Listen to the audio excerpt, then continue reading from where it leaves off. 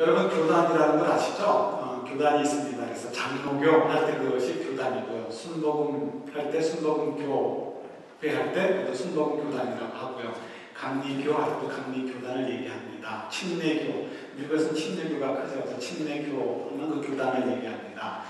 미국에 장로교가 있는데 장로교는 미국에서는 이제 큰 교단이 아닙니다. 한국에서는 장로교가 제일 큽니다. 왜냐하면 한국에 처음에 복음을 전한 교단 가운데 장로교 선교사님들이 굉장히 활약을 많이 했어가지고요.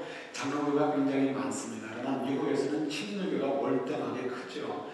장로교 가운데서도 좀 큰 교단이 PCUSA입니다. 요즘 많이 이제 회자되고 있죠.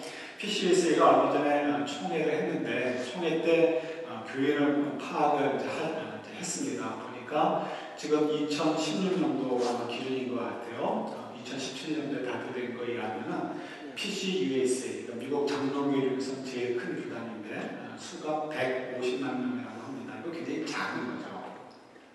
150만 명인데 더 중요한 것은 3년 전, 그러니까 2013년에는 그 숫자가 180만 명이었다는 것입니다. 그러니까 3년 만에 30만 명이 줄어드는 거죠. 물론 줄어드는 그 비율이 조금 줄어들긴 했다고 하지만 작년에도 1년 동안에 9만 명이 빠져나갔다고 합니다. 그래서 지금 150만 명이 남았다고 하는 거죠. 이 추세로 얘기한다면 5년 안에 잘못하면 100만 명 이하로 내려갈 수 있다라고 사람들이 걱정을 합니다. 근데 총회 때 모여가지고 이제 사람들이 이제 서로 뭐 전략들을 얘기하고 하겠죠. 그때 총회를 대표하는 한 분이 이렇게 발표를 했다고 합니다. 지금 우리가 숫자가 줄어드는 것은 우리의 위기가 아닙니다. 위기가 아니고 우리가 지금 교단이 개혁하는 중입니다 라고 얘기를 했다라고 합니다. 개혁하는 중이기 때문에 우리가 지금 수가 줄어들고 그러니까 염려할 게 아니다 라고 얘기했다는 것에 대해서 많은 사람들이 의아하게 생각을 합니다. 저 여러분들이 잘 아는 것처럼 PCUSA가 지금 뭐가 이슈가 되죠?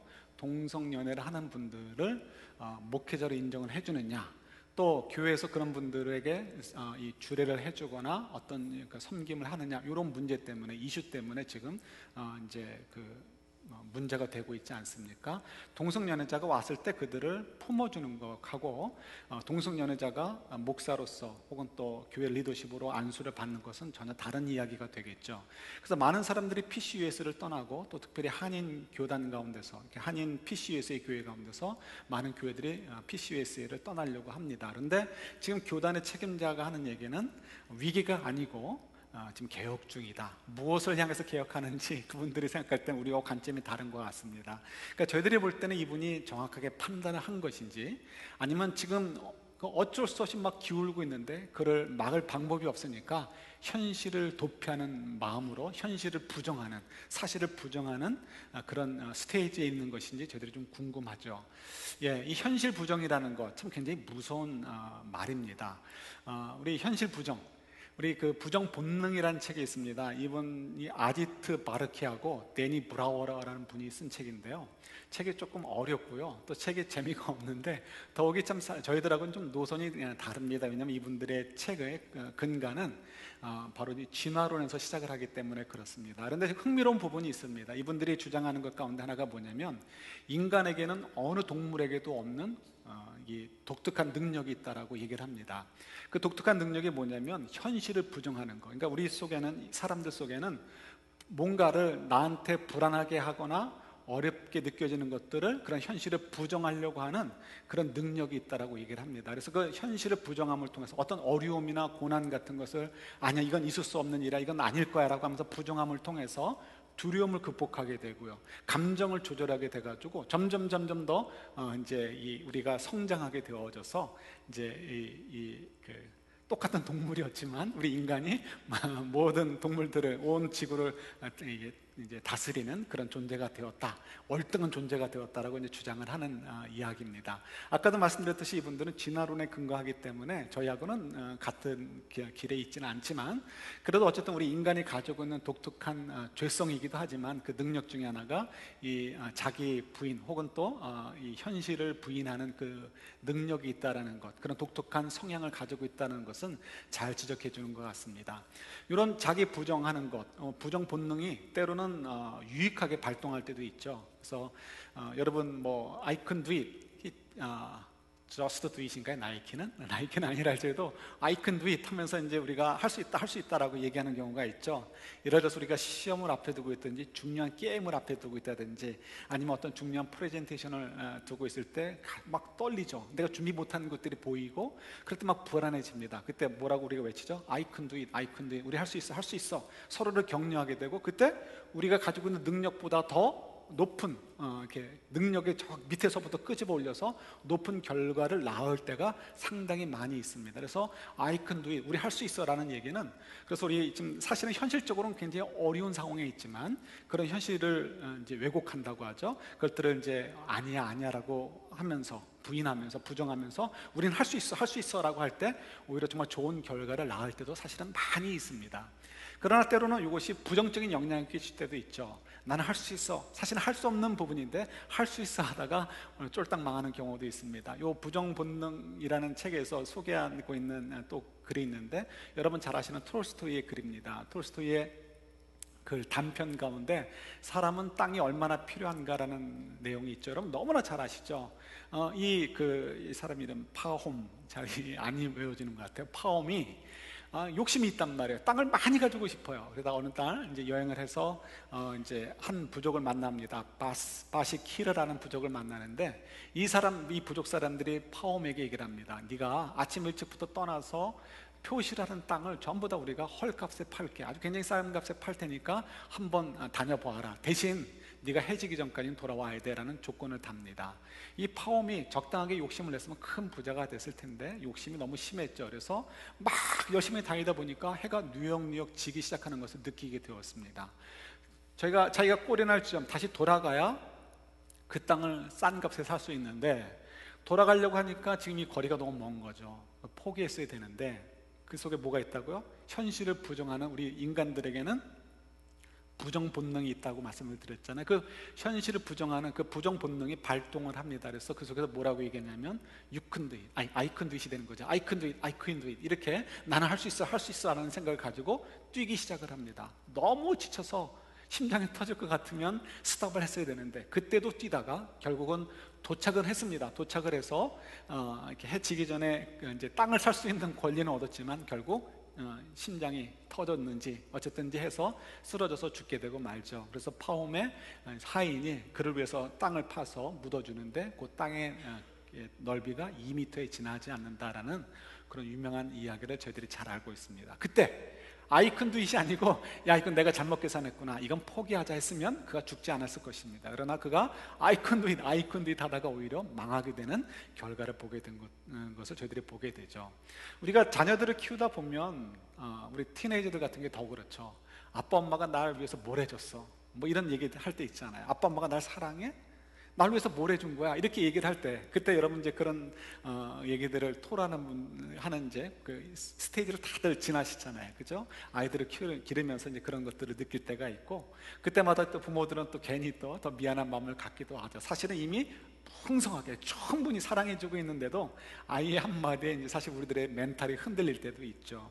근데 사실 아이들의 그때는 뭘 부인하기 때문에 그렇습니까? 그들의 마음속에 자기도 모르게 부정 본능이 발동하는 거예요. 자기가 갖고 싶은 것, 자기가 원하는 것을 이 아빠 엄마가 해주지 않기 때문에 그 현실을 부정하는 부정 본능이 발동을 해가지고 아빠 엄마가 나를 이만큼 사랑한다는 것을 알면서도 순간적으로 부정을 하는 거죠. 그래서 결국은 이제 그때 서로 상처를 주고받기도 되고, 그러나 나중에는 이제 물론 이 문제들이 잘 해결될 수는 있죠. 아이들이 이제 성장하고 어른이 되어가면서 아빠 엄마가 얼마나 나를 사랑해줬구나 하는 것을 알아가고 가기 때문에 그렇습니다. 예를 들어서 우리가 이 아이들을 기르면서도 이 현실 부정하는 것, 이 부정 본능이라는 것이 꼭 좋은 쪽으로만 활용되지 않고 나쁜 쪽으로도 활용된다는 것을 발견할 수 있습니다. 저희가 우리 이제 샬롬에 대해서 우리가 좀 성령의 세 번째 열매, 이 peace, 평화에 대해서 묵상을 하는데요. 이 평화에 대해서도 왜 우리가 평화를 못 누릴까라고 생각할 때, 혹시 우리가 여러 이유가 있지만 그 중에 하나는 우리가 이 하나님이 주시는 그 은혜에 대해서, 하나님의 사랑에 대해서 현실 부정하려고 하는 우리 잘못된 부정 본능이 발동을 해가지고 우리가 사실은 누릴 수 있는 평화를 놓치고 있지 않는가에 대해서 좀 생각을 해볼까 합니다. 어저께인가 그저께 한 글을 보았습니다. 뭐 그냥 스토리가 있는 건 아니고요.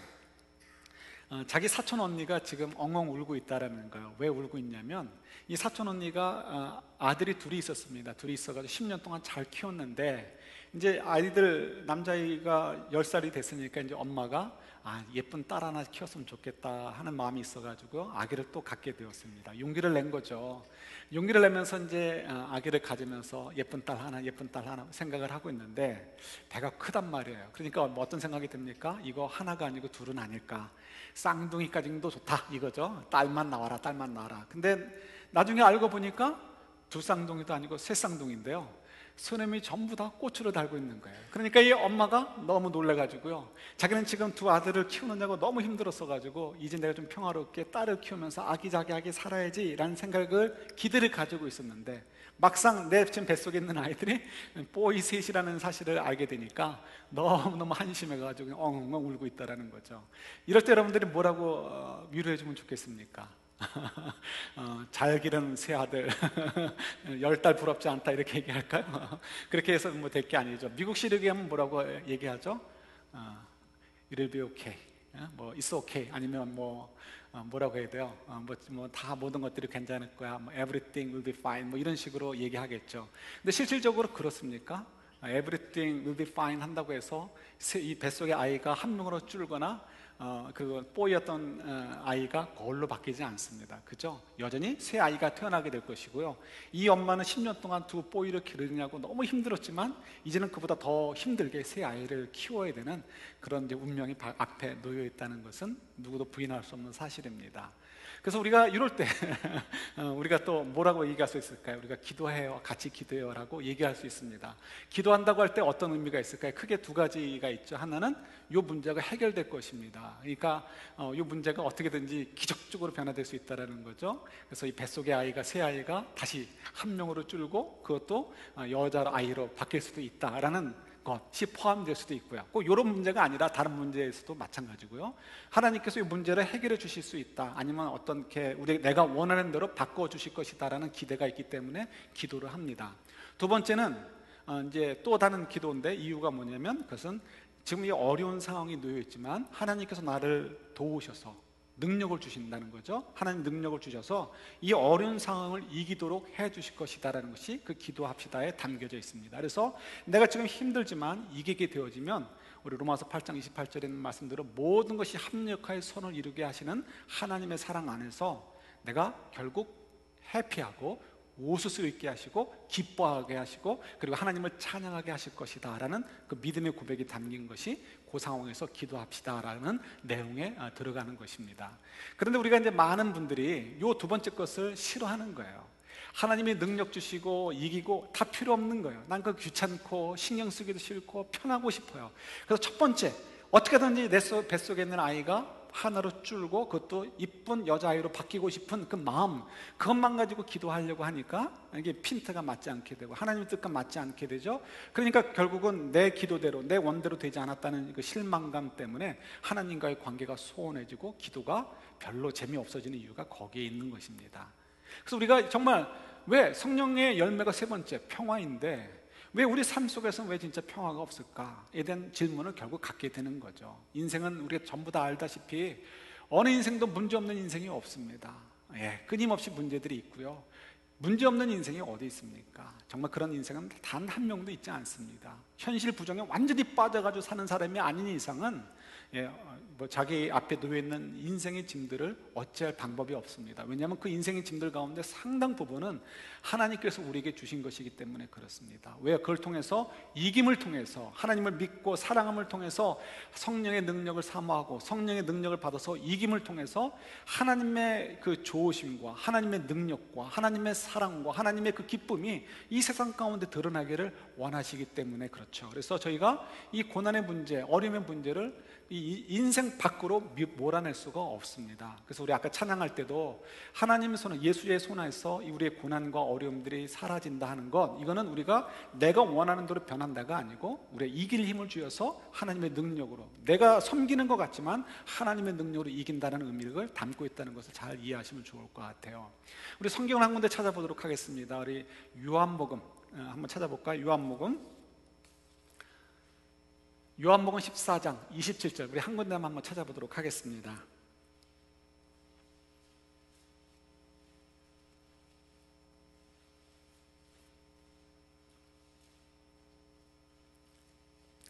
요한복음 14장 27절 말씀이요. 예수님께서 우리에게 뭔가 주시겠다고 약속하신 말씀이에요. 요한복음 14장 27절입니다. 함께 봤습니다. 평안을 너희에게 끼치노니 곧 나의 평안을 너희에게 주노라. 내가 너희에게 주는 것은 세상이 주는 것과 같이 아니하니라. 너희는 마음에 근심하지도 말고 두려워하지도 말라. 아멘. 예수님께서 지금 말씀하시는 것은 우리에게 평화, 피스를 주신다는 거죠. 그러니까 근심하지 말고 두려워하지 말라라는 거예요. 물론 우리 마음에 찜찜함이 있어요. 뭐가 찜찜해요? 내가 주는 것은 세상이 주는 것과 다르다 하는 말씀이 우리에게 좀 찜찜해요. 그래도 그 다음 말씀이 우리에게 또 위로가 되죠. 마음에 근심하지도 말고 두려워하지도 말라. 내가 너희들에게 평화를 주니까 두려워하지 말라라고 얘기하십니다. 근데 우리가 아는 것처럼 이 세상에 사는 우리가 근심이 있고 두려움이 있어요. 그래서 우리 좀 뒤에 우리가 보게 될 오늘 본문 말씀 가운데도 보면 우리가 피할 수 없는 어려움이 있고 그 어려움 때문에 눈물을 흘릴 때가 있다라고 베드로가 얘기하까지 하죠. 그럼 이 얘기가 도대체 무슨 말일까? 잘 이해하는 것이 필요합니다. 간단하게 넘어가면 이런 거죠. 예수님께서 이 말씀하실 때 예수님의 처지가 어땠는가 한번 먼저 돌아보는 거예요. 예수님께서 이 말씀하실 때는 여러분 아시는 것처럼 예수님이 많은 대적자들이 생겨서 툭하면 이 싸움이 붙고 툭하면 아주 굉장히 그 공격을 받는 그런 상황이었습니다. 더더욱이 곧 예수님께서는 십자가에 달리셔야 되는 그런 상황인 거죠. 그러니까 그야말로 예수님 자체도 예수님 스스로도 피스한 상황에 있지 않는 상태가 바로 요때 말씀을 주시는 그때입니다. 그래서 우리가 언뜻 생각하면 우리식으로 피스를 생각하게 되어지면 이 예수님께서는 자신도 지금 평화로운 상태가 아닌데 우리에게 평안을 주신다고 하신 말씀을 보니까 예수님께서 자기의 현실을 부정하시려나 보다. 그러니까 우리에게 다른 얘기를 함을 통해서 예수님께서도 처하시는 상황을 부정하고 싶으신가 보다, 피하고 싶으신가 보다라고 오해할 수 있습니다. 또 이렇게도 생각할 수 있어요. 예수님께서 자기도 피스풀하지 않은 상태에서 다른 사람들에게 너희에게 평안을 주노라고 하는 것은 너희들도 곧 나처럼 고난을 받을 텐데 그때 너희들 도망갈 구멍을 내가 만들어줄게. 언젠가는 하나님 예수님께서 말씀하신 대로 평화로울 때가 있겠지, 그 평안의 상태가 있겠지, 이런 생각을 가지고 현재 놓여있는 상황들을 이기라고. 그러니까 일종의 현실 부정을 통해서 그런 어려운 순간들을 좀 극복하고 피해가라라고 우리에게 현실 부정의 어떤 통로를 만들어주기 위해서 이 말씀을 주신 것 아닌가, 이렇게 또 오해할 수도 있습니다. 그러나 그렇지 않은 것을 저희들이 잘 알죠. 예수님께서는 여러 번 말씀하셨죠. 내가 사람들에게 잡히고 그 다음에 매맞고 그 다음에 조롱당하고 죽임을 당할 것이다. 그러나 사흘 만에 부활하실 것이다 라는 얘기를 수도 없이 말씀하셨습니다. 그리고 예수님께서 제자들에게도 말씀하실 때 또 우리들에게도 마찬가지죠. 뭐라고 얘기하십니까? 좁은 길로 가라고 얘기하시고 예수님처럼 예수님의 십자가를 지라라고 말씀하시고요. 그리고 예수님을 위해서 예수님 때문에 고난을 받으면 기뻐하라라고 말씀을 하시죠. 그러니까 예수님께서는 현실 부정을 하기 위해서 실제로는 우리가 평안할 수 없고 평화를 누릴 수 없는 상태인데도 불구하고 평안해라, 내가 너희들에게 평화를 준다 라고 얘기하신 것이 아니고 실제로 평화를 주시기 것이기 때문에 이 말씀을 하셨다라고 저희들이 얘기할 수 있는 거죠. 그렇다면 이 평안이 뭘까? 예수님 말씀하신 평안이 뭘까? 좀 생각하는 것이 필요합니다. 간단하게만 짚고 넘어가면요, 우리 여러 번 이 단어를 얘기했으니까 쉽게 이해하실 거예요. 평안하면 샬롬이죠. 이제 히브리 말로 샬롬하고 그 다음에 유대인들이 인사하는 거죠.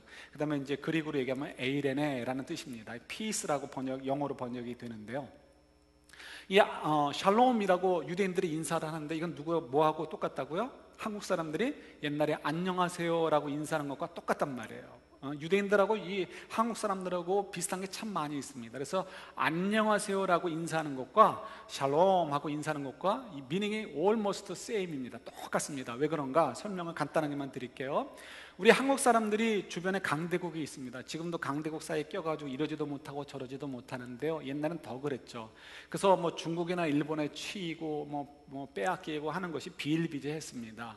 그리고 가난했잖아요. 그리고 전염병도 많고 그 다음에 뭐 그야말로 그냥 너무 어려운 상황이죠. 그래서 오래간만에 사람을 만나면 얘가 살아있었다는 사실이 놀랍다 할 정도로 어려운 일들이 많았습니다. 그래서 안녕하세요라고 하는 것에는 네가 그동안 전쟁이나 기근이나 혹은 질병이나 이런 것들 속에서도 잘 지내고 있었니? 라는 질문이 되는 거고요. 뿐만 아니라 거기에는 뭐가 따라갑니까? 앞으로 네가 전쟁이나 기근이나 어떤 이렇게 어려움, 질병이나 이런 어려움으로부터 네가 좀 잘 살아남았으면 좋겠다라는 그런 내용이 담겨져 있습니다. 그것이 안녕하세요라는 우리가 이제 한국 전통의 인사에 담겨져 있는 미닝인 거죠.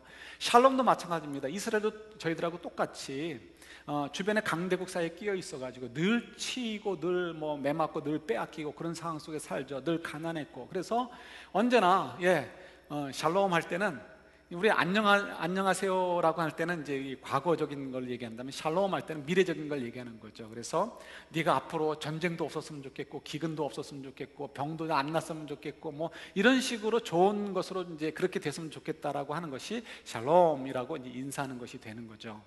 그런데 여러분, 유대인들도 그렇게 인사를 했지만 성경에서 얘기하는 샬롬은 유대인들의 샬롬과 동일한 샬롬이지만 미닝은 전혀 다릅니다. 성경에서 얘기하는 샬롬은, 성경에서 얘기하는 평안은 전쟁이 없고 기근이 없고 질병이 없고 가난이 없고 하는 것이 샬롬이 아니고요, 전쟁도 있고 기근도 있고 질병도 있고 뭐 죽음도 있고 아픔도 있고 고난도 있지만 그것을 가지고 샬롬이라고 얘기합니다. 그런데 그 자체가 샬롬이 아니고 조건이 있죠. 언제 샬롬이냐? 그 속에서도 하나님 안에 있다면, 예수 그리스도 안에 있다면 그 사람은 샬롬 한다고 얘기를 하는 거죠. 그래서 우리 보러 샬롬하라고 얘기하신 이유가 거기에 있습니다. 그러니까 예수님께서 지금 말씀하시는 것은, 요한복음 14장에서 말씀하시는 것은 너희들이 나를 통해서 내 안에 머물고 또 너희 안에 나를 통해서 하나님이 머무시게 된다면 너희들이 참된 평화를 누리게 된다. 그러니까 하나님 안에 거하라 해서 요한복음 15장에서는 포도나무의 비유를 가지고 그것을 설명해 주시기도 하죠. 이거 조금만 더 이해해 보도록 하겠습니다. 어떻게 이해하면 좋을까? 오늘 본문을 가지고 이해하면 좋을 것 같아요. 베드로도 이 이야기를 합니다. 그래서 베드로의 오늘 말씀도 사실은 어떻게 보면 우리들이 믿음 생활을 할 때 자꾸 실패하는 현실 부정 에 대해서 경계하고 절대로 현실 부정하면 되지 않는다는 것을 우리에게 가르쳐주는 내용이 바로 오늘 본문이기도 합니다.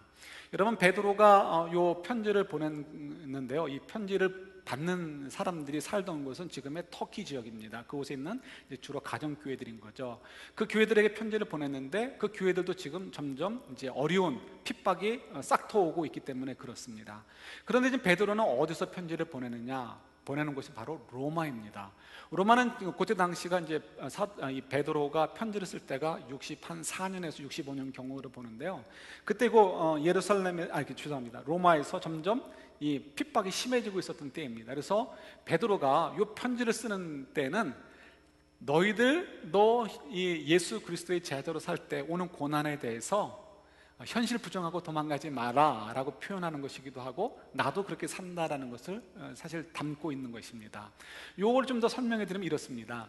사실은 베드로가 67년, 그러니까 이 편지를 쓰고 2년 정도 안에 2년이 지나지 않아서 순교를 하게 되어집니다. 그런데 베드로는 순교하지 않아도 될 만한 찬스가 있었습니다. 도망갈 수 있는 길이 있었습니다. 그런데 도망을 가지 않고 순교를 하게 되죠. 그 얘기가 어디 기록되어 있냐면, 여러분 우리가 성경을 가지고 있고 성경 외에 외경이라는 것이 있습니다. 그래서 캐톨릭에서는 성경 뒤에 붙여 있는 것이 있는데요, 그 중에 베드로 행전이라는 외경이 있습니다. 베드로 행전은 이제 저희들이 그 외경이라고 하기 때문에 개신교에서는 정경으로 보지 않습니다. 그런데 그 외경 속에서도 이제 진실을 좀 담고 있는 부분이 있겠죠. 그 중에 하나가 이 베드로의 행적에 관련된 것인데, 베드로가 이때 당시 어떤 갈등을 있었는가를 기록해주고 있는 것이 있습니다. 그것을 이제 좀 풀어가지고 소설로 만든 것이 쿠어바디스입니다. 그리고 그걸 영화로도 만들어서 여러분 많이 보셨을 거예요. 그 얘기가 이제 바로 요 어간에 벌어진 거죠. 67년 어라운드겠죠. 66년, 67년경에 베드로가 지금 머물고 있는데, 지금 로마에서 점점 핍박이 심해지니까 로마 교회 성도들이 베드로에게 얘기를 합니다. 사도님, 당신은 교회에 중요한 인물이니까 얼른 생명을 구하기 위해서 도망을 가십시오 라고 얘기를 합니다. 그래서 그 얘기를 받아가지고 도망을 갑니다. 마치 사도 바울이 담메색에서 잡으러 온 사람들을 피해서 창밖으로 도망 나온 것처럼 그렇게 도망을 이제 가려고 나오게 됩니다. 그래서 길을 가는데 한참 가다 보니까 저 반대편에서 로마를 향해서 걸어오는 사람이 있는 거예요. 그게 누구예요? 예수님인 거죠. 예수님은 분명히 36년 전에 십자가에 달리시고 죽으셨다가 부활하셔서 승천하셨는데 그 예수님이 다시 지금 베드로 자신을 향해서 걸어오고 있는 거예요. 그래서 베드로가 깜짝 놀라가지고 쿠어바디스 도미네, 주여 어디로 가십니까? 라고 묻는 거죠. 그랬더니 예수님께서 말씀하시는 거죠. 나 지금 로마로 가고 있어. 로마로 가서 다시 십자가에 매달리려고, 이렇게 얘기를 합니다. 그 말씀은 베드로에게 주시는 말씀인 거죠. 베드로가 알아들었어요. 나보러 돌아가서 십자가 지라는 뜻인가 보구나. 근데 그 마음속에 굉장히 부끄러웠어요. 왜 부끄러웠을까요? 여러 가지가 이유가 있겠지만 그 중에 하나는 예수님께서 물으신 것이 있죠. 예수님이 베드로에게 찾아오셔서 말씀하셨습니다. 부활하신 다음에 네가 나를 사랑하느냐 3번 물으시죠. 베드로가 3번 부인한 것을 기억하게 하시기 위함이죠. 3번 물으실 때마다 그때마다 얘기하시죠. 내 양을 먹이라, 내 양을 치라라고 말씀하십니다. 그런데 지금 베드로는 자기 양을 버리고 도망가는 것처럼 느껴지는 거죠. 그래서 베드로가 굉장히 부끄러움을 느끼고 되돌려가지고 예수님과 빠이빠이 하고 로마로 올라갑니다. 로마로 올라가서는 마치 자수하듯이 로마 군인들에게 잡혀가지고 그리고는 순교를 하게 됩니다. 그때 유명한 전설이 있죠. 예수님처럼 자기도 똑같이 십자가에 달리는 것은 난 감당할 수 없다라고 얘기를 해서 한 가지 요청을 하죠. 어떤 요청이요? 자기는 거꾸로 매달려 달하고, 그래서 로마 군인이 그것을 받아줘가지고 거꾸로 매달려서 죽었다라는 전설이 있습니다. 이거는 이제 우리가 정확한 기록이 있지 않기 때문에 전설이라고 표현을 합니다. 실제로 그랬을 확률이 굉장히 높습니다. 그래서 베드로가 이제 그렇게 이제 돌아가시게 되었습니다. 순교를 한 거죠. 그러니까 지금 베드로도 지금 이 말씀을 통해서 우리가 보겠지만 이 말씀을 통해서 지금 자기는 자기 현실을 부정하지 않는 거예요. 근데 어떤 현실을 부정하지 않느냐? 자기에게 놓여진 길만을 부정하는 것이 아니고 더 중요한 것을 주목하기를 원하신 거예요. 그래서 성도들에게도, 이 베드로전서를 받는 교회 성도들에게도 너희들이 핍박이 있지만 그 현실을 부정하지 말라, 예수 그리스도의 제자로 사는 것을 부인하지 말고 부정하지 말라라고 얘기를 합니다. 부정 본능이 너희들 속에서 발동하지 말라라고 격려하는 거죠. 왜냐? 이유가 있다는 거예요. 여러 이유가 있는데 그 중에 아주 큰 거 중요한 거 한 가지를 저희가 알려주는 거죠. 그래서 우리 읽은 본문 말씀이지만 6절, 7절, 8절 그냥 눈으로 보셔요. 6절, 7절, 8절을 보시면 그런 내용들이 있죠. 우리 다시 한번 읽어볼까요? 굉장히 중요한 부분이니까 6절, 7절, 8절 한번 다시 한번 읽어보도록 하겠습니다. 같이 있습니다. 그러므로 너희가 이제 여러 가지 시험으로 말미암아 잠깐 근심하게 되지 않을 수 없으나 오히려 크게 기뻐하는도다. 너희 믿음의 확실함은 불로 연단하여도 없어질 금보다 더 귀하여 예수 그리스도께서 나타나실 때 칭찬과 영광과 존귀를 얻게 할 것이니라. 예수를 너희가 보지 못하였으나 사랑하는도다. 믿고 말할 수 없는 영광스러운 즐거움으로 기뻐하니. 아멘. 지금 베드로가 얘기하는 것 이거죠. 우리가 현실을 부정하지 말아야 될 것이 있는데 뭐냐면 고난을 부정하지 말라, 이거를 얘기하는 게 아니고 그걸 뛰어넘어서 우리의 현실은 눈앞에 보이는 것이 다가 아니라는 거죠. 우리 이 사는 동안에는 여러 가지 시험이 있을 수밖에 없어요. 왜? 우리는 예수의 제자로, 하나님의 대리자로 이 땅에 살면서 하나님 대신에 이 세상에 사랑과 은혜로 영향을 끼쳐야 되는 존재들이에요. 우리가 각자 받은 은사들이 다르기 때문에 직업이 다 다를 수밖에 없습니다. 다 다르고 성품이 다 다르고 자라온 배경이 달라서 생각이 다 다를 수 있습니다. 그러나 그 생각을 다 다르지만 중요한 건 뭐냐면 우리는 동일한 목적을 가지고 있다는 것이죠. 하나님의 기뻐하신 뜻을 위해서 우리가 섬기기 위해서 이 땅에 보내졌고요. 그래서 우리가 서로 다른 것이 온전히 한 몸을 이루어서 더 든든하게 풍성하게 세상을 섬기도록 하기 위해서 교회라고 표현되는 거죠. 상항제일장로교회라는 이런 교회가 아니고 우리 이 보편교회, 우리 모든 교회, 예수 그리스도의 몸을 얘기하는 우리 모든 성도들의 모임을 얘기합니다. 그런 모임들, 이 교회를 통해서 우리가 이 세상 속에 그 하나님의 그 선하심을 증거하고 하나님의 영광을 드러내고, 그래서 무사람들로 하여금 하나님께로 돌아와 하나님을 경배하고 구원을 얻도록 하는 그런 역할을 맡아서 저희들이 삽니다. 그러니까 여러분 직장 생활을 비즈니스 하는 것을 그냥 먹고 사는 문제로 생각하시면 안 되고요. 거기가 선교 현장이라는 것을 이해하셔야 되고요.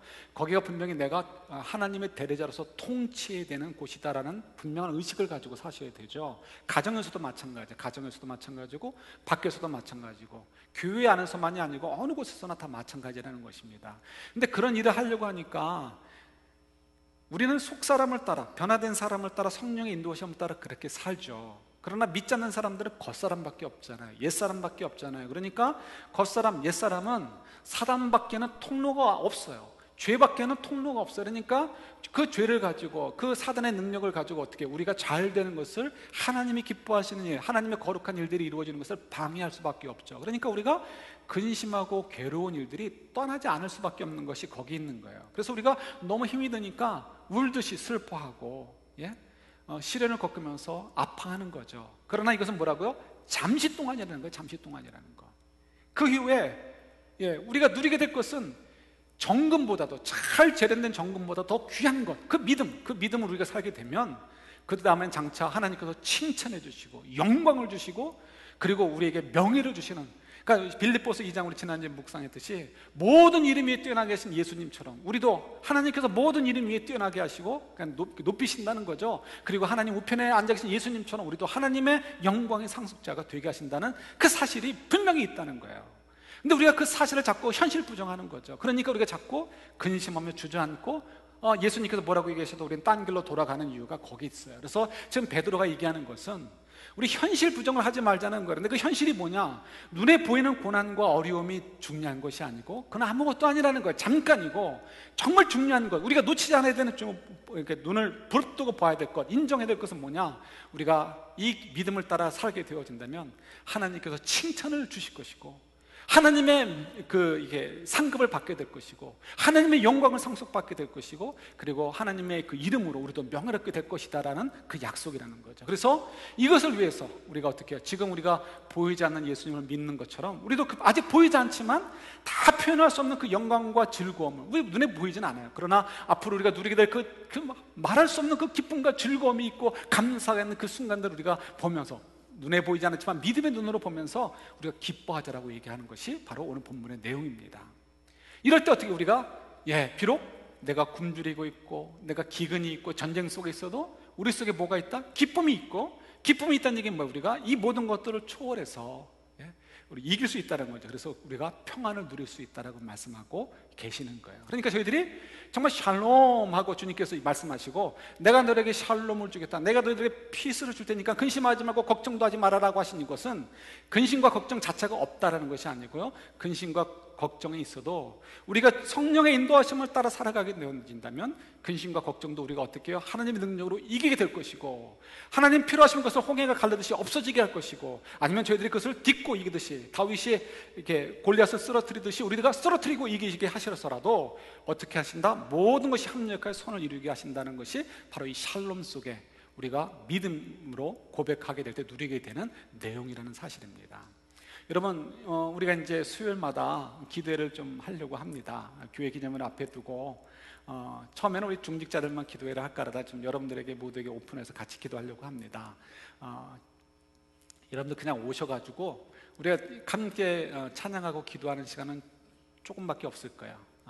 평소에 비해서. 그러나 이번에는 여러분 대신 많은 시간들을 여러분들이 좀 묵상할 수 있는 시간을 가지려고 합니다. 나를 비울 때 내 생각, 나도 모르게 자꾸 이 하나님이 계시다라는 것, 하나님이 어떤 분이라는 것, 하나님의 사랑이 얼마나 크다라는 사실을 부정하려는 것에 너무 익숙해 있어요, 저희들이.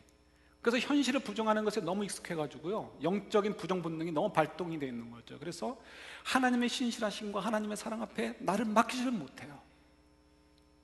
누구는 그렇다가 아니고 우리 모두가 다 그래요. 그래서 우리가 이 기간들을 통해서 우리가 나를 좀 비우고 현실 부정으로 가득 차 있는 내 속의 것들 좀 내려놓고요, 그 속에서 나를 내려놓게 될 때 하나님의 은혜가 더 풍성하게 채워지게 될 것이고 성령의 그 놀라운 은혜로 충만해지게 되겠죠. 그럴 때 우리가 더, 그렇구나, 하나님이 정말 나를 사랑하시는구나, 하나님이 나에게 이렇게 능력을 주셨구나, 내가 하나님을 따라가면 이와 같은 열매들을 맺게 되겠구나 하는 것들이 믿음의 눈으로 보이게 될 것이고요. 그래서 우리가 고난이 있고 어려움이 있어도 이제 근심하고 슬퍼하며 거기서 머물지 않고요, 오히려 기쁨으로 감격해가지고요, 그것들을 싸울 마음이 생기고 이기려고 하는 그런 도전의식을 저희들이 가질 수 있게 되죠. 그럴 때 가정에서도 우리 문제들이 하나씩 해결될 수 있고요, 직장이나 비즈니스에서도 문제들이 하나씩 해결될 수 있고, 우리 사랑하는 자녀들에게도 이런 믿음을 쏟아 부어주게 될 때, 길러주게 될 때 우리 아이들의 인생이 달라지고 우리 아이들의 인생 속에 하나님의 은혜의 빛이 비칠 수 있고 그 열매들을 향해서 우리 아이들이 나아갈 수 있게 되는 것임을 저희들이 또 이렇게 확인할 수 있지 않겠습니까? 그래서 요 수요 기도에 여러분 또 참석해 주시면 좋겠고요. 이 한 주간 혹시 여러분들 참석하지 못해서 개인적으로 기도하신다 할지라도 여러분 마음속에 너무 현실 부정, 믿음에 대한 현실 부정으로 가득 차 있는 그 마음 가지고 백날 기도해봐야 아무 소용없습니다. 정말 뜬구름에 그냥 뱉어내는 아무 의미 없는 기도가 될 수 있습니다. 여러분들 속을 돌아보시면서 정말 이 현실 부정을 하려고 하는, 실제로 내가 하나님의 거룩한 자녀이고 하나님의 온전한 사랑 속에 있다는 사실을 여러분 좀 인정하고요, 그 속에서 여러분들의 마음에 참된 평안을 누리시고 그 속에서 하나님의 능력을 따라 성령의 인도하심을 더 힘차게 나아감을 통해서 우리가 이 평화라는 성령의 세 번째 열마를 더 풍성하게 누리는 저와 여러분들의 한 주간이 될 수 있기를 우리 주님의 이름으로 축원합니다. 아멘. 같이 기도하겠습니다.